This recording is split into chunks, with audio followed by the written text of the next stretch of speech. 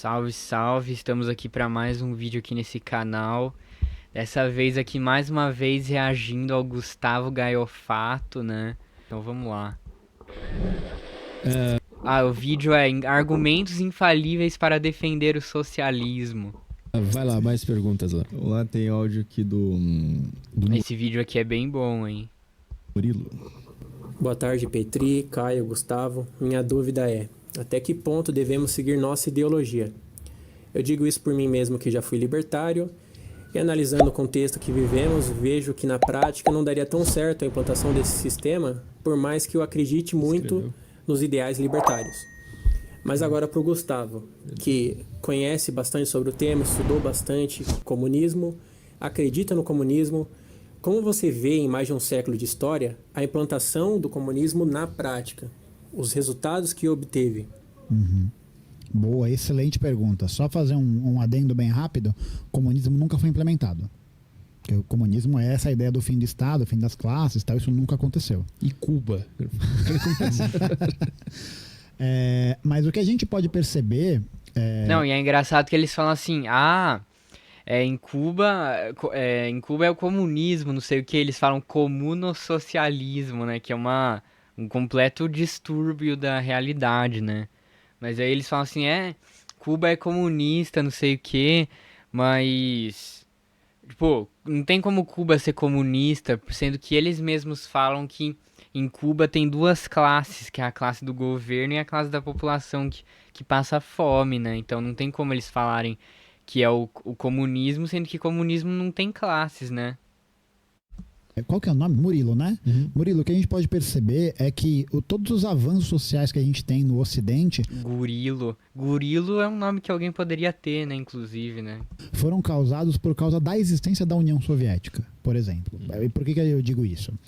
Porque quando a União Soviética cria o Estado soviético, cria o Estado proletário, a gente já tem um avanço nas pautas sociais que é gigantesco. Então você vai ter, por exemplo, programas de condição de moradia, programas de investimento na ciência, programas de soberania alimentar. Tudo isso vai ser realizado dentro do socialismo soviético em processos, em etapas, né? em desenvolvimento.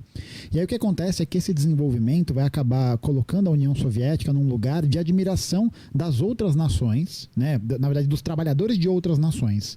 Então, no pós-guerra, principalmente, que a gente falou lá, né, que os ingleses e americanos invadem a França para poder libertar Paris e impedir o avanço do Exército Vermelho, é porque quando esse processo de libertação que a União Soviética promove na Europa vai fazer com que esses movimentos socialistas e comunistas ganhem muita força.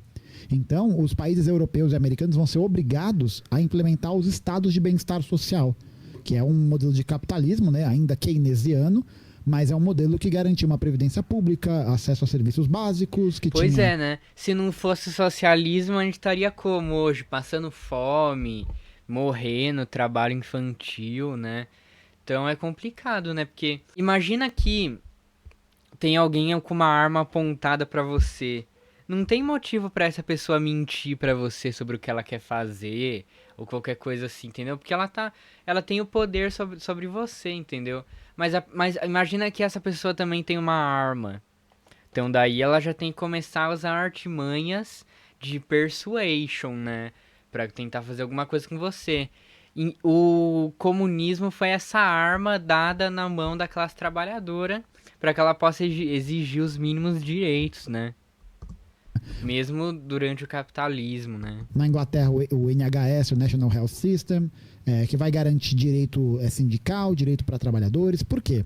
Porque eles enxergam nessa perspectiva soviética uma ameaça aos interesses das classes capitalistas, né? Tanto que é um negócio que um camarada meu, o Eribaldo, ele fala muito. Eles dão os anéis para não dar os dedos. Então eles abrem mão de alguns privilégios, de algumas dinâmicas, para que eles não sofram pressão desses movimentos de trabalhadores. E aí esses movimentos são desarticulados, né? Eles tentam minar esse crescimento. No caso da União Soviética... Então é isso, né? Pode até a hora que não pode mais, né? Então o comunismo pode... As pessoas falam assim, né? Por que pode defender o comunismo no capitalismo, mas não pode defender o capitalismo no comunismo? Quem disse que pode? Pode até a hora que se torna muito poderoso e eles veem isso como uma ameaça e já vão metendo a lapada, né? A gente olha, por exemplo, o consumo calórico que existia na União Soviética durante os anos 70, os anos 80, que era um consumo maior de calorias dos habitantes em relação aos Estados Unidos e um consumo de caloria com mais qualidade do que dos Estados Unidos, né? Porque os Estados Unidos é fast food para sempre, né? A gente vê que não existia déficit habitacional na União Soviética. Nossa, esse negócio de fast food aí é muito paia, né? Toda vez que eu como comida do McDonald's, que eu como, sei lá, eu nem como tanto assim, eu como só, tipo, alguma coisinha, uma batata e tal. E daí eu já, tipo, fico morto, assim, meio semi-morto, com tanta dor de barriga, eu fico deitado, assim, que nem o faraó. Só doendo, só ir no banheiro fazendo, cagando mole, não sei o que, né? As pessoas tinham acesso a serviços. Você vai ver o metrô de Moscou. Bicho, o metrô de Moscou é um negócio assustadoramente gigante e que foi feito durante o governo de Stalin e que vai ser um dos grandes carros-chefes desse desenvolvimento. A União Soviética tirou Aí, ó, vai filhão! Quem não gosta do Stalin é porque é mal amado, né? o antigo Império Russo do arado de madeira em 1917 e lançou o homem para o espaço em 1959, sem colonizar ninguém. Sem colonizar ninguém, isso é importante ser dito. Então é uma sociedade que viu investimento em ciência, viu investimento em habitação, viu investimento em alimentação, existiam refeitórios públicos, esses clubes públicos que as pessoas frequentavam, existiam cinemas, iniciativas. A primeira universidade internacional que vai aceitar pessoas negras, não sei se no planeta, mas como essa iniciativa estatal, vai ser na União Soviética. Tem um livro muito legal chamado Camarada, da Jodie Dean, que é um livro que ela vai contar sobre como muitos afro-americanos migravam para a União Soviética e estranhavam o ambiente antirracista que existia ali. Que top, hein? Que, tipo, existiam incentivos culturais, incentivos políticos, econômicos, até estéticos, né? Dos cartazes, ter vários povos, de mostrar a mulher numa posição de poder político, enquanto nos Estados Unidos a gente tem o cartaz da mulher, aquele clássico, né? Da mulher servindo um negócio pro marido quando ele chega. E se for um brasileiro, se tipo um brasileiro for pra Cuba, ele vai sentir a mesma coisa, né? Eu não sei porque eu nunca fui pra Cuba, mas se um dia eu for pra Cuba, eu sei que eu vou sentir essa mesma coisa aí, né? De um ambiente mais acolhedor, digamos assim, né? Pras pessoas. Chega em casa, né? Tem o tapa na bunda, inclusive. Então. Aquela propaganda. Tem a propaganda daquele jogo que era diversão para toda a família. Aí tá o pai e o filho jogando e a mãe e a filha lavando louça, parça. Porra, é isso, entendeu? Então, enquanto a União Soviética estava preocupada em criar essas políticas, e claro, né, de novo, não vou dizer que era o paraíso na Terra, né? O socialismo... Claro que era o paraíso na Terra, mano. Você tá ficando maluco, mano? O soviético tinha seus problemas. Mas é uma coisa que o João Carvalho... Não, mas falando sério, claro que vai ter seus problemas, porque quem acha que em algum sistema político não vai ter problemas, né? Tá errado, não é uma pessoa séria, né? O sistema que a gente vive tá errado e tem que ser comunista, porque pelo menos o comunismo ele tem a intenção de dar certo, entendeu? Porque o capitalismo dá certo, mas dá certo pra burguesia, né? Então ali as pessoas falam assim, o governo não faz nada, não sei o que. Claro que faz, só não faz pra você, né? Fala, o pior socialismo é melhor que o melhor capitalismo, porque ele dá garantias de existência da vida das pessoas. É só a gente olhar para Cuba, por exemplo. Cuba que sofre embargo, retirado do sistema de pagamento internacional, o Fidel Castro sofreu inúmeras tentativas de assassinato. Em Cuba não tem problema de moradia. Não existe gente que mora na rua. Em Cuba não existe problema de insuficiência alimentar. Em Cuba as crianças são alfabetizadas. Em Cuba você tem a formação dos médicos. O Cuba exporta médicos para o mundo. Para onde a galera, os médicos formados nas universidades aqui no Brasil não querem ir, para o interior dos estados, para o Brasil profundo, os médicos cubanos iam. Mas assim, todo mundo tem moradia. Pois é, né? Inclusive eu vi esses dias que o Lula retomou, né, os médicos cubanos e tal, né? Não sei, não vi muito essa notícia aí, não. É precário, não é? Mas é aquela coisa, né? Essa precariedade que existe é pela falta de acesso material que Cuba tem. Porque Cuba era uma colônia espanhola de produção de açúcar e tabaco até 1898. Depois os Estados Unidos se envolvem na guerra hispano-americana para ajudar a libertar Cuba, Filipinas, essas ilhas, mas para tornar ela seu protetorado, né? Seu puxadinho. E aí Cuba se torna basicamente um puteiro particular dos Estados Unidos. Tanto que no Poderoso Chefão 2, quando o Michael e o Fredo estão... No auge ali do filme, eu não vou contar o que acontece, você vai ter que assistir a um clássico do cinema. Eles estão em Havana, né? E Havana era um lugar... Eu nunca assisti esse filme, tem que assistir, né? De cassino, de prostíbulo. Era um lugar que basicamente servia como colônia de férias e de exploração sexual. Sinteticamente, né? E aí o que o processo revolucionário cubano vai criar é uma sociedade que ninguém morre de fome. Não tem dados sobre isso, né? Sobre pessoas famélicas em Cuba. Vai ter, né? Essa galera da Jovem Clã, né? Falando. Jovem Clã é bom.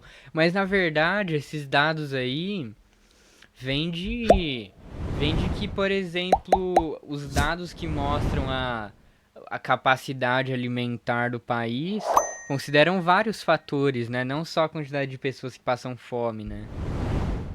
Mas também a variabilidade alimentar e tal. Então daí nisso os países socialistas que têm o embargo neles acabam sofrendo um pouco para comprar comidas diversificadas de outros lugares, né? Esses cubanos meia boca que não apresentam passaporte. Mas ninguém passa fome lá. Né?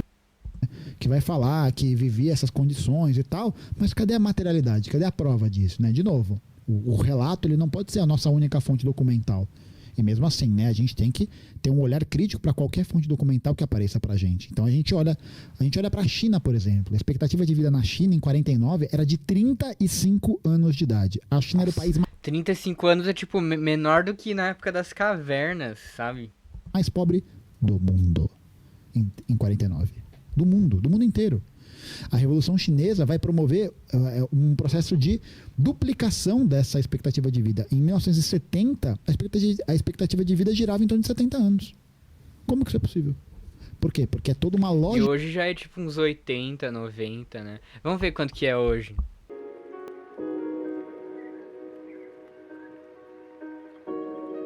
Expectativa de vida média na China atingirá 78,3 anos em 2025. Então é isso aí, né? Lógica social que é repensada para que ela sirva às pessoas, para que ela sirva a quem constrói a sociedade.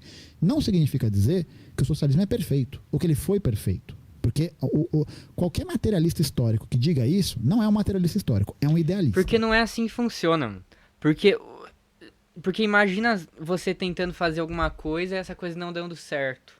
Só que agora, o capitalismo eu posso dizer que é perfeito, o capitalismo é perfeito, sabe? Eu posso dizer assim, o capitalismo funciona, é o sistema perfeito, é um sistema muito eficiente e incrível.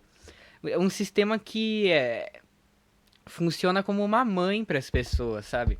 Só que essas pessoas não são a classe trabalhadora, né? São a burguesia. Então, se você for ver, o capitalismo funciona mais, é mais eficiente do que o socialismo, né? Só que a diferença é quem ele serve, né? Uma pessoa que está fora dessa análise material. Mas a gente olha as conquistas, elas são gigantescas. E daí o que você prefere? 99% da população sendo beneficiada ou 1%, né? Por que o Gorbachev era odiado na Rússia? Porque o Gorbachev foi o grande responsável por destruir a Rússia. Destruir a União Soviética, né? Destruir essa estabilidade que existia antes. Mas agora eles têm Pizza Hut. Agora eles têm McDonald's. Né?